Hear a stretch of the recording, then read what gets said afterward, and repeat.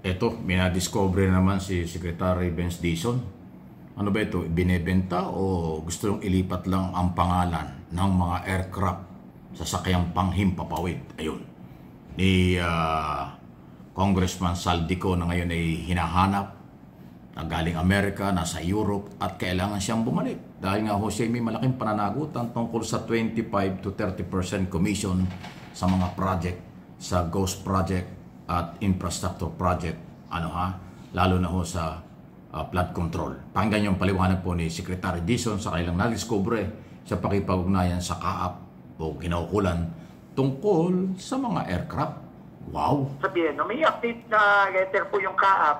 Meron pong tatlong kumpanya na sumubok na mag-deregister ng tatlong helicopter na related kay Congressman Saldico, no? Yung pong Nisibis Aviation, meron pa pong isa, no?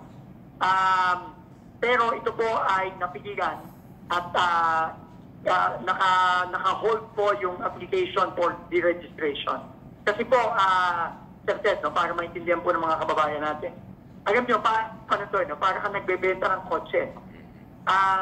Dahil po naka-register lahat ng aeroplano at chopper ni Congressman Saldico sa Pilipinas, kung meron pong gustong bumili na foreigner, no, sa ibang bansa, ang first step po dyan, bago mag-transact o bago magbentahan, magbilihan, kailangan po ma-deregister muna dun sa original na bansa kung saan naka-register itong mga aeroplano at chopper na ito bago mag-umpisa yung proseso ng pagbibigay o pagbibenta sa ibang bansa.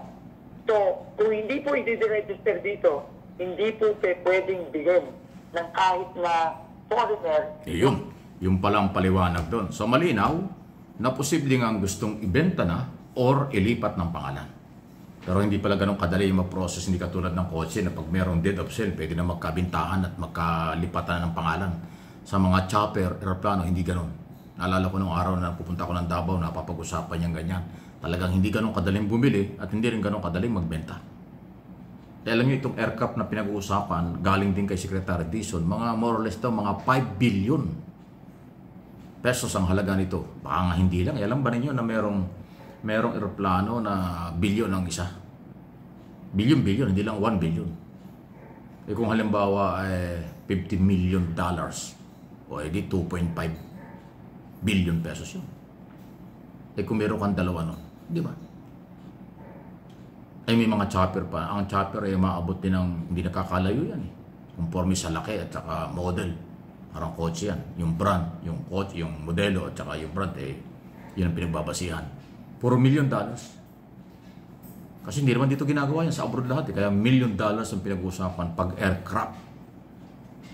Saan galing ang binili niyan? Yan ho yung isa sa mga, kung di ako kakamali, ay hinold na or talagang inaabangan ng CAAP, ng gobyerno, dahil kabilang yan sa mga raming asset ng congressman hinahanap ngayon at pinababalik ng Pilipinas, Saldico Party List, Ako Bicol Party List. Antindi, ano ha?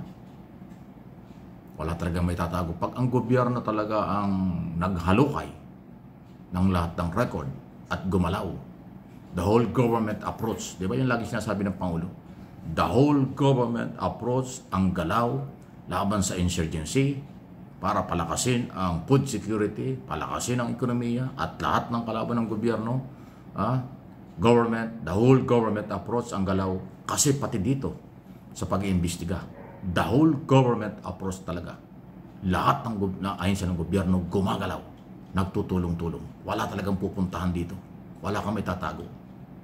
Kasi mga clearance, mga permit, departamento, ahensya, bureau ng gobyerno, yan ang may hawak na record ng lahat ng mga property at ari-arian ng taong pinagdududahang may kinalaman sa graft and corruption. Ganon po ang katindihan dating. Kaya ultimong mga transaksyon sa labas, namomonitor yan ng Estado. Mahirap kalaban ng Estado.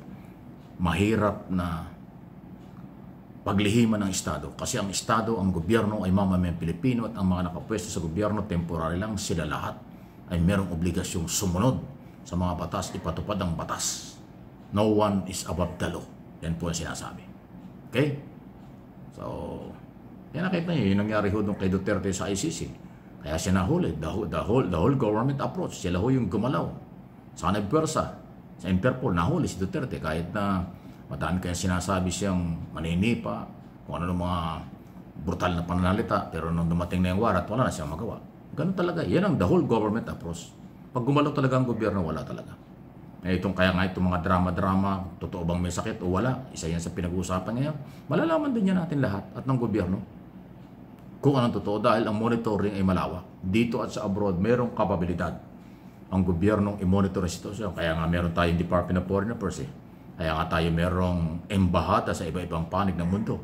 Yan ang kakalap ng impormasyon kung ano ang totoo at ipaparating sa Office of the President. Ang Pangulo ang chairman ng foreign policy. Ang nagpapatupad ng foreign policy ay Department of Foreign Affairs through Philippine Ambassador all over the world. Yun po yun. Kaya kahit sinong politiko at Pilipino nagtatago sa abroad, malalaman at malalaman yan. Pag kinansil na ang pasaporte, mapipilitan ka na umuwi. Ganun po yan eh. Di ba merong isang abogadong pagod na raw nakatatago at ayaw umuwi. Ayaw umuwi rito, takot umuwi rito dahil may kaso at may warrant of arrest eh. Pero walang ginawa doon sa abroad kung hindi siraan ng ating gobyerno. Yan yung mga taong nahingi ng tulong sa gobyerno, pero ang gobyerno sinisiraan nila. Ewan ko saan sila humuhugot na anong pinagbabasihan. Banat ng banat sa gobyerno, pero ang gobyerno, ang kanilang hinihinga ng tulong para sa kanilang kalayaan at karapatan. Ay di ba, baliktad ng vitamins natang iniinom ng mga taong yan. Hindi ko maintindihan kung anong gusto nilang palabasin.